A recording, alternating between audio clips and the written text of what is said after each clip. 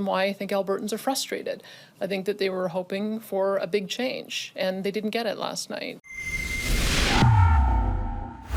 Alberta just opened the door to separation, and we are done getting screwed. Mark Carney is Prime Minister. Ontario, Quebec, Atlantic Canada, they handed him a minority, rewarding a decade of Liberal corruption with a fourth term. The West, regardless of how hard we vote Conservative, we're irrelevant again.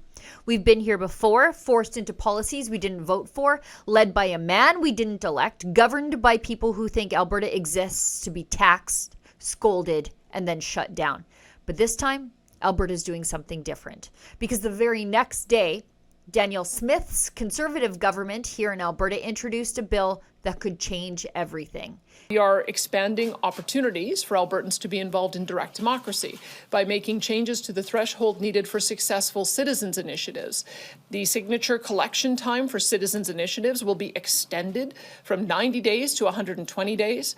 We are also improving the process by setting the threshold to be 10% of the number of eligible voters who participated in the last general election, as opposed to being either 10 or 20% of total registered voters. Head to donegetingscrewed.com to learn more. Grab your Western First merch and fuel the journalism, like polls and billboards that actually stand up for Alberta, where we'll be fair and representative of who and what we are. Now, buried in Alberta's Election Statutes Amendment Act is a change that makes it possible, finally, for regular Albertans to trigger a binding referendum on separation. The Citizen Initiative Act has been on the books for a couple of years, but it was a fraud. It required 600,000 signatures in 90 days, 20% of all eligible voters. That's not a citizen petition, that's a brick wall. But now, Smith's government cut the threshold in half and changed the calculation to 10% of voters from the last election. According to constitutional lawyer Keith Wilson, that's fewer than 200,000 signatures. And instead of 90 days, the time frame is now 120. Now let me be clear. This isn't a meme, it's not wishful thinking. This is a legal path to a question on independence, and it just became achievable.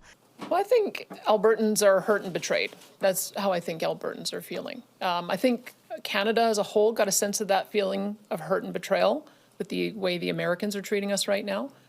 But we've been treated that way for the last 10 years. Treated like our interests don't matter, treated like our economic imperatives aren't important, treated like we should be just shut up and just be satisfied with whatever the central government decides to do, regardless of whether it's constitutional or not. I think that's what you were seeing in this last election. And I think Albertans want to share my view that we want to be able to have Alberta sovereignty within a united Canada. But we also would like to see Team Canada be on Team Alberta for once. This isn't about bluster. It's about options. And it's about leverage.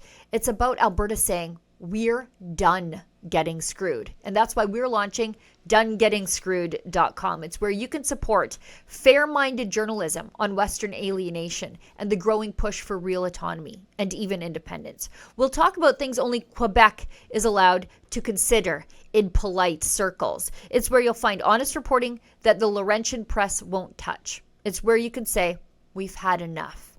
We're not here to blow smoke. We're here to tell the truth. Because the next time Ottawa tries to grab our guns, kill our industries, or ram through their globalist vision, we'll remind them of one number, 200,000 or less. That's all it takes now. And the West, we're done getting screwed. We're not going to tell people who want out, 1/3 in the West, to shut up. We're not going to tell them they're fringe or radical, because they're bigger than those who vote for the NDP and Carney here. And you ignore them at your peril. For Rebel News, I'm Sheila Gunn Reid. Go to donegetingscrewed.com to learn more, to buy your Western First merchandise, and to support our independent journalism on Western alienation.